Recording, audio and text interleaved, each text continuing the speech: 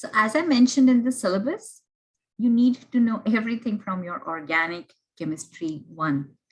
In particularly, you need to know these 7 major mechanisms that we are going to use again and again in organic chemistry 2. The first and foremost is the acid-base mechanism. Anytime any acid-base reaction can occur, it will occur. Okay, it gets preference over all the other mechanisms that we have learned so far. Okay? So electrophilic additions and free radical reactions, these are also part of your major mechanisms that you need to know. Please make sure that you review your acid-base reactions, not just those, but also your resonance patterns.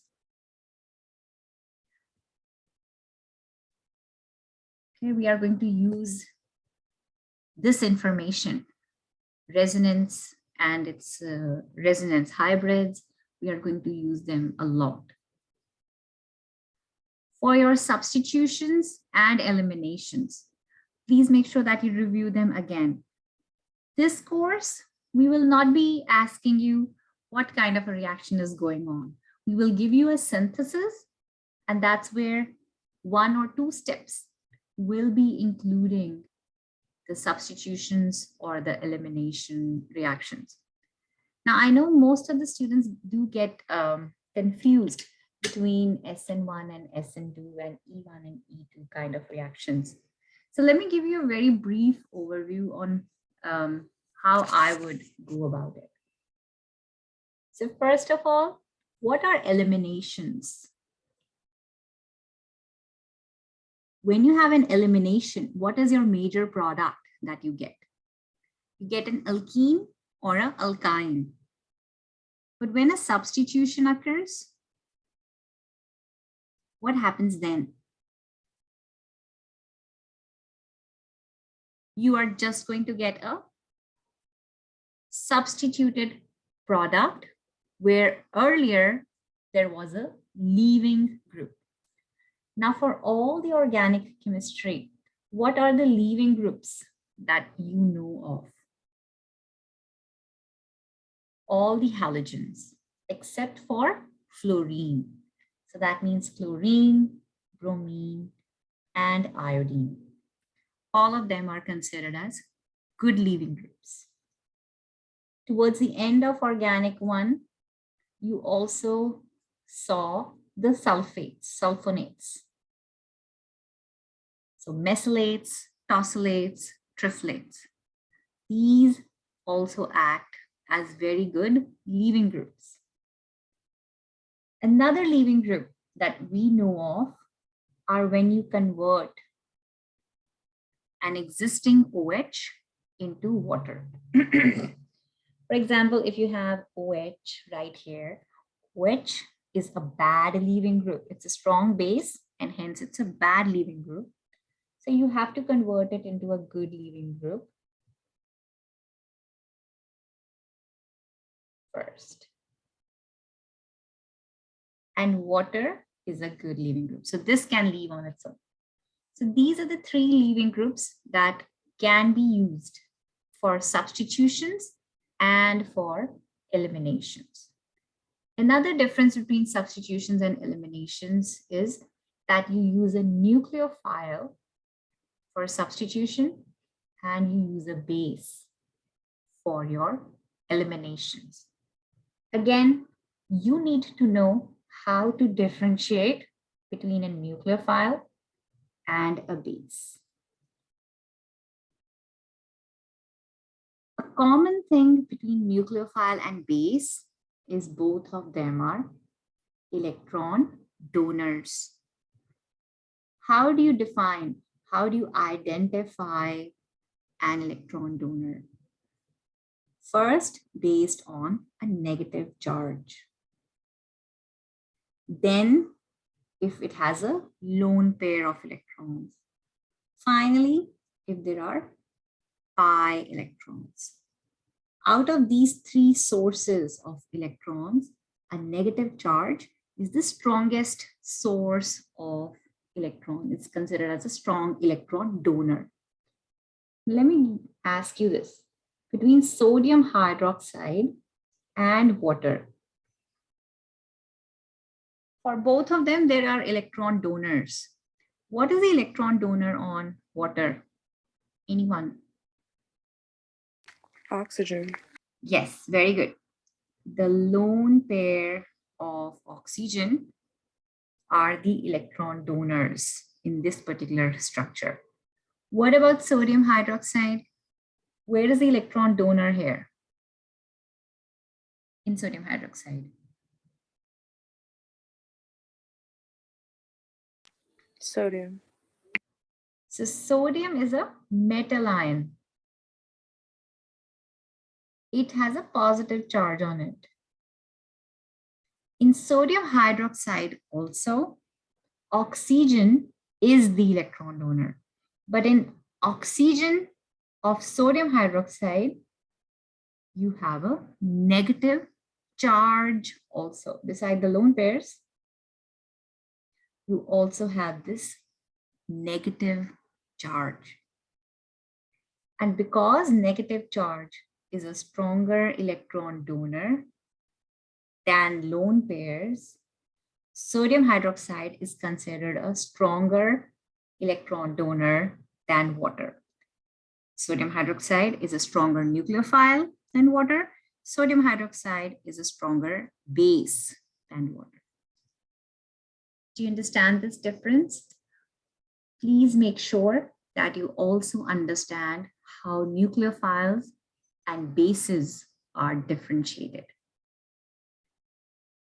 Okay, so coming back here, between substitutions and elimination, you need electron donors, no doubt about that. But in substitution, it will be a nucleophile. In elimination, it will be a base. Between eliminations also, we have E1 mechanism and an E2 mechanism. I will look at the E1 mechanism first, because this is the least popular kind of a chemical reaction. E1 works only with a secondary or a tertiary substrate. Okay. E1 wants a weak base. What are the examples of weak bases? So for example, phosphoric acid with heat. Now you would say phosphoric acid is a very strong acid.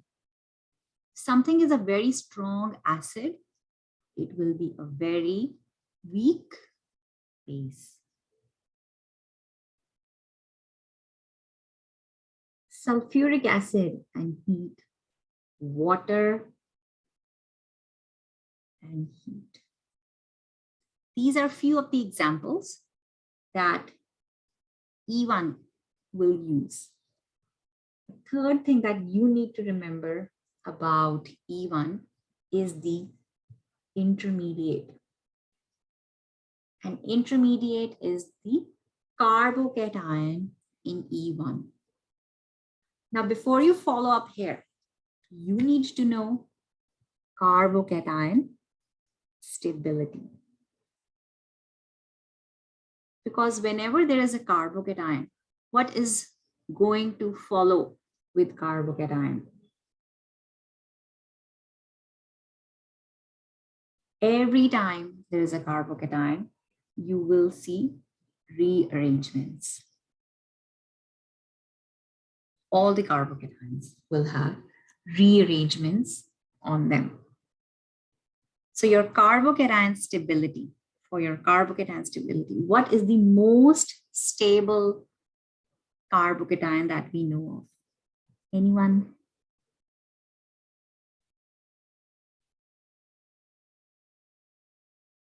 Anyone?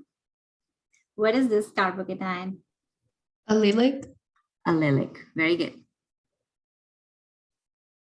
This is a benzylic carbocation. This is a allylic carbocation. followed by tertiary, followed by secondary, followed by a primary carbocation. Tertiary carbocations, secondary carbocations, and primary carbocations. They experience what is known as hyperconjugation because all the alkyls are electron donating groups. So this carbon, which is electron deficient, does not feel absence of that electron. Why? Because its neighboring or attached alkyls donate electrons to them and it feels stable. A similar situation arises with allylic and benzylic also. However, here you also has what is known as electron spread in terms of resonance. This has 2 resonance hybrids. This will have 4 resonance hybrids. So along with hyperconjugation, these experience electron spread. Whenever there is electron spread, that structure will be more stable. And so this is your carbocation stability that you must know, and you should be able to apply it also. Whenever your E1 is happening and a carbocation forms, you need to rearrange that carbocation into the most stable carbocation possible for that particular structure.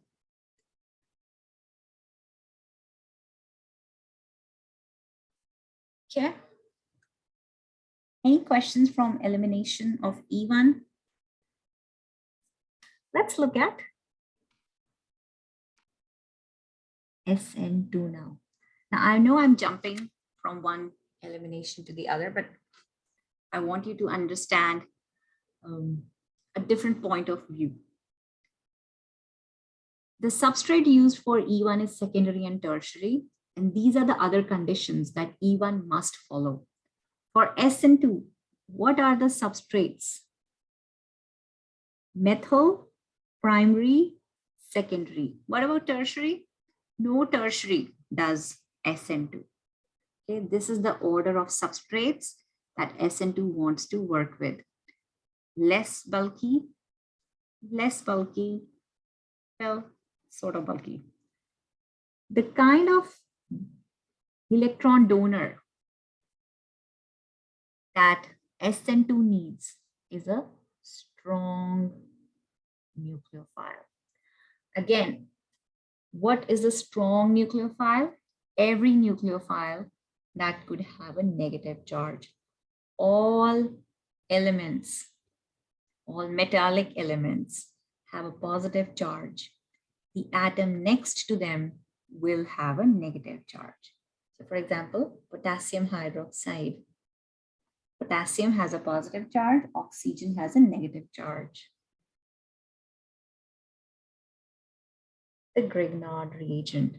Magnesium has a positive charge.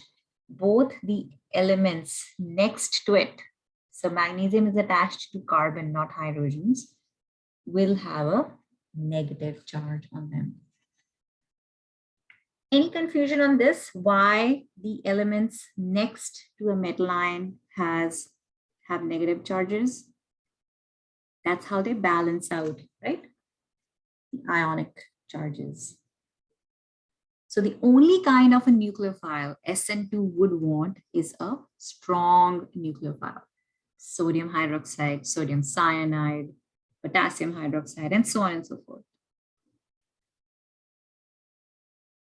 I'm going to leave this space for something, but right now I want you to see what kind of a intermediate SN2 wants.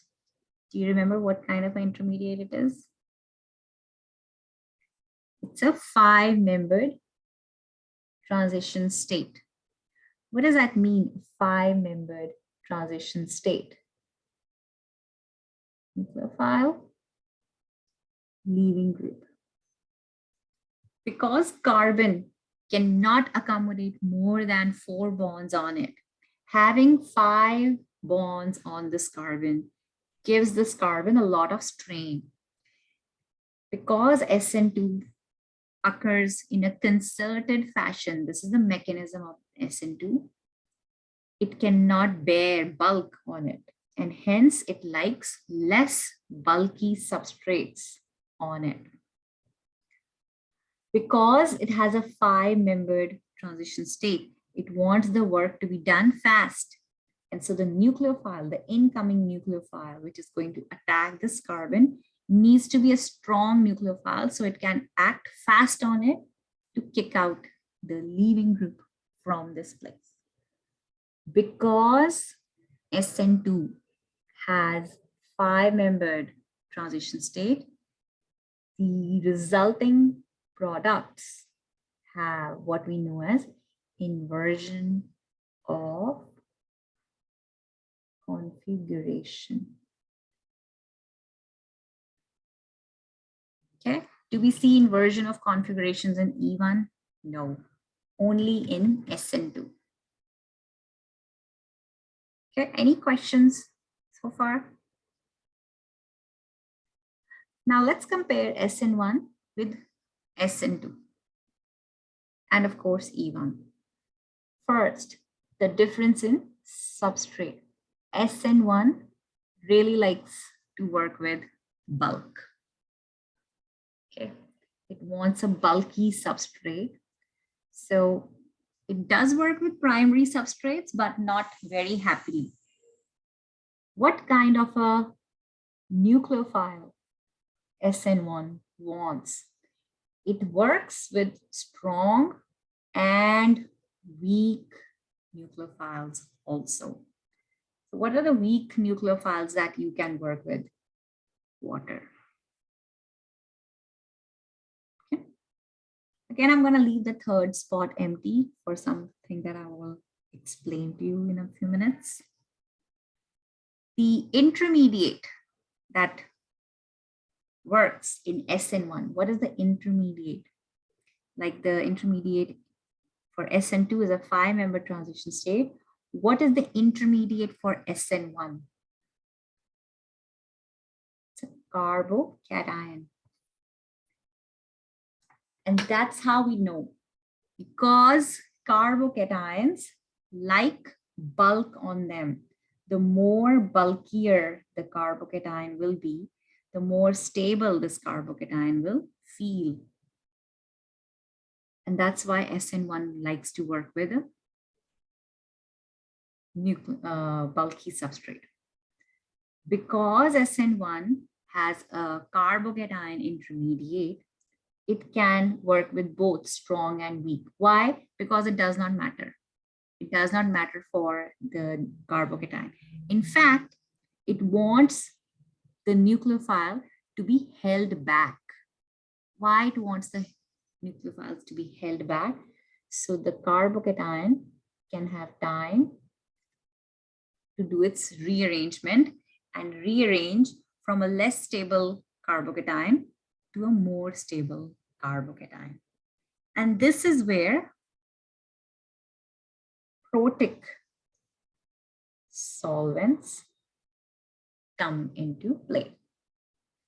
Who can tell me what is a proton? Do you know what a proton is? Anyone? A proton is a H positive. Any solvent which can give away a proton is a protic solvent. How do we get protons? Does anyone know? How do we get protons? We get protons only when your hydrogen is next to an electronegative element. That is the only time. So for example, if I have CH3OH, I have 4 hydrogens in methanol, but only 1 proton. The proton comes from the hydrogen next to the oxygen, not the ones next to the carbon. You cannot dissociate those. only the ones which can give you a proton is an electronegative element. Similarly here, if I have, let's say, diethylamine, okay, so ET is what? CH3, CH2, the ethyl, diethylamine. And this hydrogen can be considered as a protic molecule.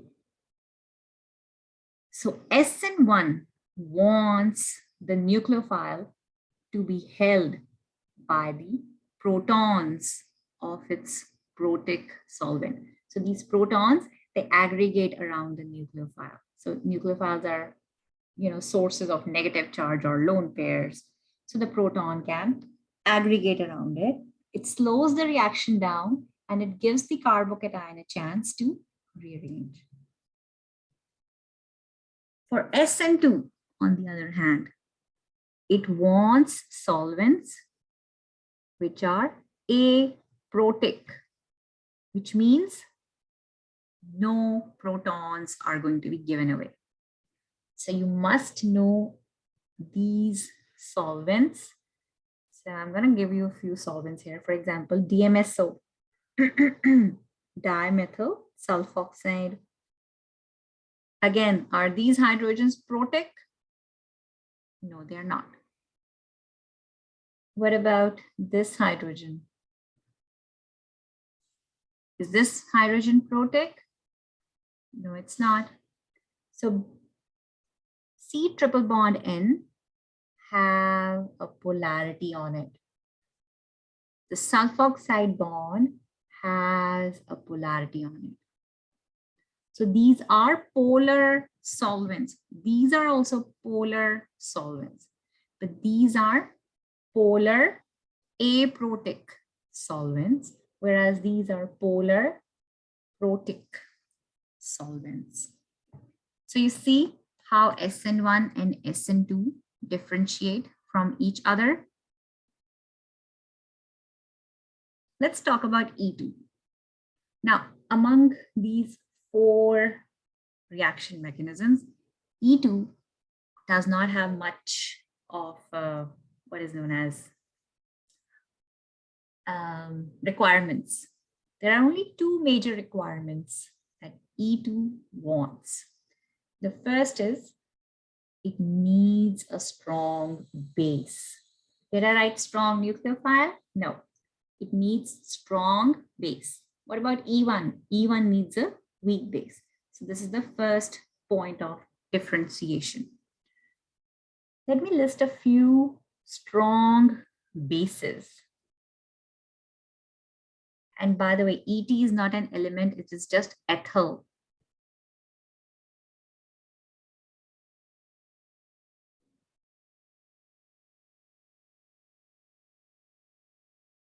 So these are few of the strong bases that we use for E2. Among these 4, sodium amide and sodium hydride, they are only considered as bases. They are not considered as any nucleophiles. These 2 strong electron donors are both strong bases and strong nucleophiles. However, the moment you have a protic alcohol, and that to a corresponding alcohol, so this is sodium ethoxide, this is ethanol, both have the same R group. The moment you have this combination, you should get a clue that there will be no SN2, there will only be E2 happening. Why? Because this is a protic solvent and SN2 hates protic solvents. It wants a protic solvent. So this is your first clue. Strong electron donor with protic solvent will give you E2. Compare it with SN1 also. E2 will be your major product at this point also. The second condition that E2 needs is that it needs an anti-beta hydrogen. Who can tell me what is an anti for anti-beta hydrogen? So if I draw a wedge and dash structure, and let's just follow these two. Let's say that my leaving group is on this carbon. Automatically, this carbon on which the leaving group is attached becomes my alpha carbon. All the carbons next to the alpha carbon are known as beta carbon. So for example, if this is my carbon, this is hydrogen, this is hydrogen, hydrogen, hydrogen. Both these carbons are now beta carbons. However, they are in different situations. Actually, they are both exactly the same. I'm not going to worry about that. So both of them are beta carbons. So your leaving group is on alpha carbon, and your hydrogen, which has to go away, which will be abstracted by the base, has to be on your beta carbon. So both these carbons are exactly the same. I just chose this one because I had written it out. So there are these three hydrogens. But to this leaving group, which hydrogen is the anti-periplanar one? This hydrogen is syn. This hydrogen is syn to the leaving group. But this hydrogen is anti to my leaving group. And that is the condition that needs to be followed. When you have a strong base and there is a possibility of anti-beta hydrogen, your E2 will occur on any substrate. It can work on primary, secondary, tertiary, any of them. Now just remember, ZSAV's product is preferred. What is a ZSAV's product? The more substituted alkene is preferred always. But there are some times when Hoffman or less substituted can also happen. There are only 2 times when Hoffman will occur. If the more substituted carbon does not have, let's say this was the more substituted carbon, I will make this as my beta prime because this carbon and this carbon are not similar now, but both of them are beta. Because there is an availability of an anti-hydrogen, anti-beta hydrogen on this carbon, I chose this. So I will get a more substituted alkene, the ZSAV's alkene. Hoffman or the less substituted alkene will form when? There are 2 reasons for that. When you have a bulky base. Second, when you have absence of anti-beta hydrogen on more substituted carbon. What does this mean?